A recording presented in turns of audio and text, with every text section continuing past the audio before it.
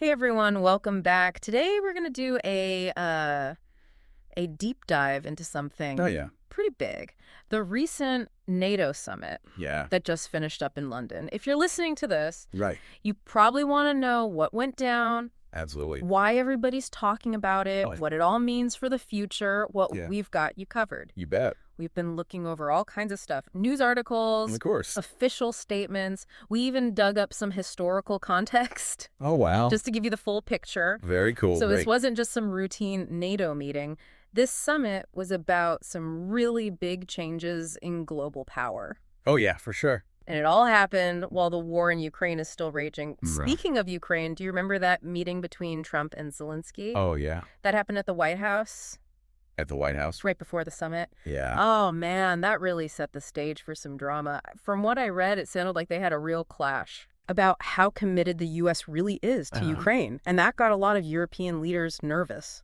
Definitely. That meeting really showed how uncertain Europe is feeling right now about the U.S.'s role in keeping them safe. I mean, European countries, they've been depending on the U.S. for security for, like, forever. But now they're starting to wonder, hold on, is the U.S. really going to be there for us when we need them? Yeah, like Europe is thinking, Right. okay, maybe we need to start taking care of ourselves a bit more. Yeah, absolutely. And that actually leads perfectly into one of the biggest themes that came out of this summit. European countries Yes. stepping up their defense game in a big way. Huge. When I saw the numbers, I was shocked. We're not talking about some small increases here. No. We're talking serious money. Yeah, it's remarkable. Since 2014, European allies, and Canada too, they've all increased their defense spending together by over, get this, $700 billion. Wow. And just in 2024 alone, they spent $485 billion. That's a 20% jump from the year before. I am blown away by those figures. It really sounds like Europe is sending a clear message, like they're not messing around. Yep. But I'm curious, what are they actually doing with all that cash? Is it all just going into bigger armies? Well, it's not just about size. It's about modernizing their forces, making them more strategic. And you know what? A lot of European countries are investing a ton of money in cyber defense because they realize cyber warfare is a growing threat. Oh, that's interesting. Yeah. They're also developing some really advanced weapon systems, Like what? drones, precision-guided munitions, that kind of thing. And of course, a big chunk of that money is going to support Ukraine. Okay, so it's a multifaceted approach. Definitely. And speaking of Ukraine, Yeah. the summit came up with a 4-point plan to Right. try and deal with the war that's still going on. Can you break that down for us? Sure. The first point is all about continuing the military aid to Ukraine and maybe even increasing it. Yep. This means giving them a bigger range of weapons, maybe even longer range missiles, so they can hit targets further inside Russia. I bet that's going to make some people in Moscow pretty upset. It could, yeah. And that leads us to the second point, which is about getting tougher on the economic sanctions against Russia. The goal is to really target those key parts of their economy and put the squeeze on them so they'll come to the negotiating table. So they're trying to squeeze Russia from both sides, Right. militarily and economically. Exactly. Now, the third point is all about making sure that any peace talks in the future have to respect Ukraine's borders and independence. No compromising on that. That sounds pretty non-negotiable. It is. And finally, the fourth point is maybe the most important and definitely the most controversial. They're talking about creating something called a coalition of the willing. Okay, I gotta admit, I'm a little confused about that. What does that even mean? Is it like a new mini NATO? Who's in it? And what are they supposed to do? It's not really a new organization. Think of it more like a group of countries that are willing to do more than just send aid. They're ready to get more involved in defending Ukraine. This could mean sending troops to Ukraine or giving them direct military help if Russia makes things worse. Wow. So is this Europe basically saying, we're ready to put boots on the ground even if other countries aren't? That's a pretty bold move, especially when you think about how risky it is to have a direct confrontation with Russia. Yeah, it is a bold move, Okay. and it definitely comes with some big risks. But it also shows how serious Europe is about this. They see what's happening in Ukraine not just as some far-off conflict, but as a direct threat to their own security and to the whole idea of a world based on rules. you know? Right, right. Because Oh, if a powerful country like Russia can just decide to invade its neighbor and there are no consequences for that, what's yeah. stopping them from doing it again? Yes, It yeah. sets a really dangerous precedent. Absolutely. But if we're talking about like a real confrontation with Russia, where does this coalition of the willing fit in with NATO? That's a great question. And it really gets to the heart of how things are changing between Europe and the United States. That tension we talked about between Trump and Zelensky, Yeah. that wasn't just a one-time thing. Europe is starting to feel like they can't always count on the U.S. to have their back. So they're looking for other options, just in case. So this coalition is like Europe's way of saying, we're going to take care of our own security, even if the U.S. isn't totally with us. Exactly. It's a way for them to show they have power and influence on their own without needing the U.S. to make every decision for them. And this has been building for a while now. European countries have been slowly increasing their defense spending and working together more closely over the past decade. But this summit feels like a real turning point. It's like they're saying, we can't just sit around waiting for the U.S. to act. We have to do something ourselves. Yeah. But what about the specifics of this coalition? Do we know which countries are actually in it? They're still working out the details, but the main members will probably be the UK, France, Germany, Poland, and those Baltic states. Others might join depending on what the mission is and whether they're willing to send troops or resources. So it's not just a symbolic thing. They're actually talking about sending soldiers to Ukraine. Yep. That's huge. It is. What do you think Russia's reaction is going to be to all this? It's tough to say for sure, but I don't think they'll be thrilled about it. They've already been complaining that NATO is expanding eastward and threatening them, and this coalition will just make them feel even more like that. Sounds like this could really make things worse and increase the chances of the war spreading. It could. But didn't they also talk about a ceasefire plan at the summit? They did.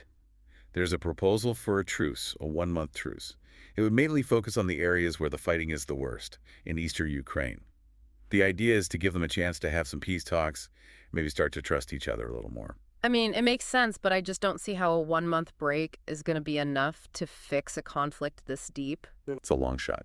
And even if they do manage to agree on something, how can Ukraine be sure that Russia won't just break the agreement later on? That's the big question.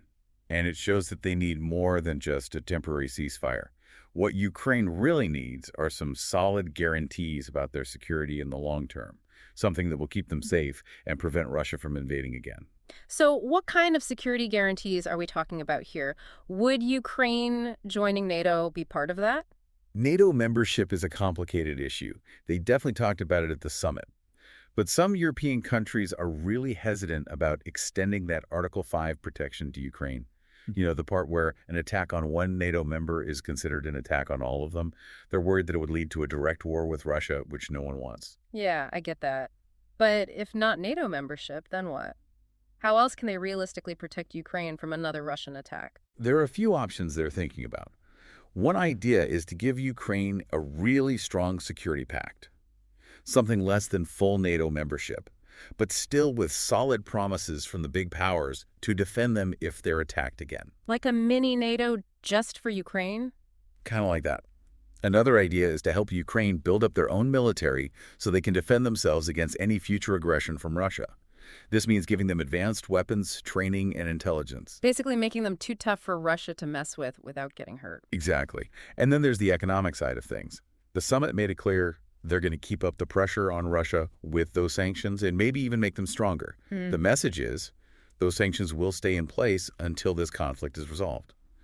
They also talked about maybe using the Russian assets that have been seized to help pay for rebuilding Ukraine. Ooh, that's gotta sting. I can't imagine Russia's gonna be happy about that. Probably not. It seems like they're trying to hit Russia from every angle. Military, economic, diplomatic. But is there a chance this could all backfire? Could putting this much pressure on Russia make them even more dangerous? There's definitely a risk. We're talking about a country with nuclear weapons that's feeling increasingly threatened and isolated. If you push them too hard, who knows what they might do? So how do you find that balance between standing up to their aggression and not making things worse? It feels like walking a tightrope. It is a delicate balance. And there are no easy answers. But one thing is for sure. This is not just about Ukraine anymore. This is about the future of Europe, the future of the relationship between Europe and the U.S., and the future of the whole global order. You're right. The summit wasn't just about negotiating some details. It was about some really fundamental changes in who has power on the world stage. Absolutely. And speaking of power dynamics, how do you think other big players like the US are looking at this new, more assertive Europe? It's mixed. Some people in the U.S. see it as a good thing.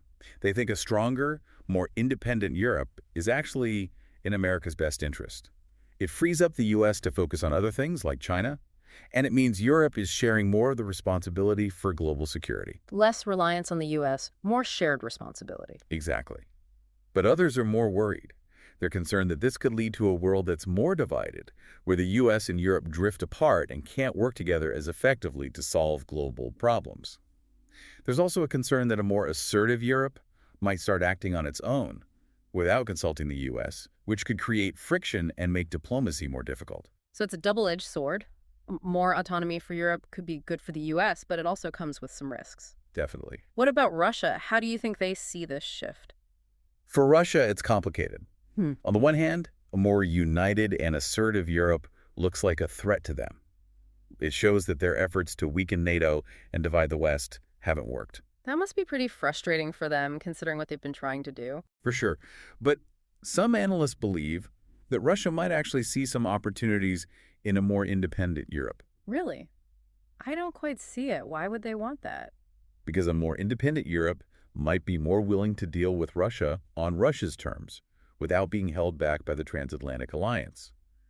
It could give Russia a chance to play European countries off against each other, taking advantage of any differences they have in their interests or goals. So a more fragmented Europe could actually work out in Russia's favor in the long run. It's possible. It all depends on how Russia decides to play its cards. Hmm. And that's what makes this whole situation so fascinating and so unpredictable.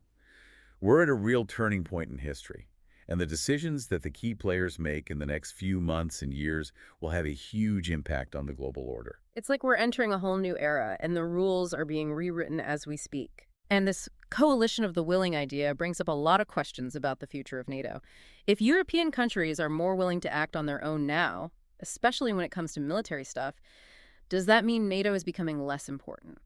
A lot of people are wondering that, and it's a tough question. Some people say it's a sign that NATO is getting weaker, that the whole transatlantic partnership is breaking down because they don't agree on everything anymore. They point to the fact that this coalition of the willing is doing its own thing outside of NATO's official structure. And they think that could make NATO less united and less effective. Yeah, it's like creating a whole separate system, which could get confusing, especially if they're not always on the same page. Right. But then there's another way to look at it. Some people see this as NATO adapting, not falling apart. They say NATO was created for a different world back when the main threat was the Soviet Union invading Western Europe. But the world's a lot different now. The threats are more complicated. So NATO has to change, too, to keep up with the times. Exactly. It's like if you tried to use an old tool for a new job. It just wouldn't work. The people who see this as adaptation say a more flexible NATO, one that lets these smaller groups of countries tackle specific problems, could actually make the alliance stronger. It could make them react faster and be more effective. I see what you mean. It's like having different tools in a toolbox, right? You wouldn't use a hammer to fix a leaky faucet. But it still leaves us with the question, what's going to happen to NATO in the future? Will it break up into smaller groups, each with their own agenda? Or can it stay together and have a clear purpose in a world where power is more spread out? That's the big question, and honestly, no one really knows the answer. It depends on a lot of things. How committed the member countries are, what happens with global security, and whether NATO can change and reform itself to keep up. So we're at a really important point in history, and the choices made in the next few years are going to have a huge impact. It's like we're at a crossroads, and one path leads to more division and chaos, while the other leads to a world where countries work together better to keep everyone safe. Yeah, the stakes are high. And that's why this NATO summit was so important. It wasn't just about Ukraine or Russia. It was about the future of the West, the future of global order, the future of peace and security for everyone in the 21st century. It's been awesome talking about all this with you, and I feel like we've just barely scratched the surface of this whole situation. It's so complex, and things are changing all the time. Yeah, there's always more to learn. And things are moving fast. It's important to stay informed, to keep talking about these issues, and to think about all the different points of view and what could happen. Well said. And to everyone listening, I hope this deep dive helped you understand the 2025 NATO Summit a little better and what it means for all of us. This summit was more than just a meeting. It was a sign of the times we're living in, a reflection of how power is shifting around the world, and the problems we're all facing in a world full of uncertainty and conflict. So, thanks for joining us on this journey. Until next time, keep learning, keep asking questions, and keep diving deep. Today is your lucky day. Today is the day that our $3 website works for you, paying you directly to your PayPal daily. Imagine $3 ongoing continuous payments to your PayPal account. Imagine falling asleep and waking up to $300 in your PayPal account. How would this make you feel? How could this help you? What bills could you pay? What kind of fun could you have? What does that retirement look like now? All for a one-time payment of $3. This website is DFY done for you, fully built and completely hosted, and never stops collecting payments for you. You have spent $3 on coffee on a regular, but that coffee won't help you create multiple streams of income. Click the link below.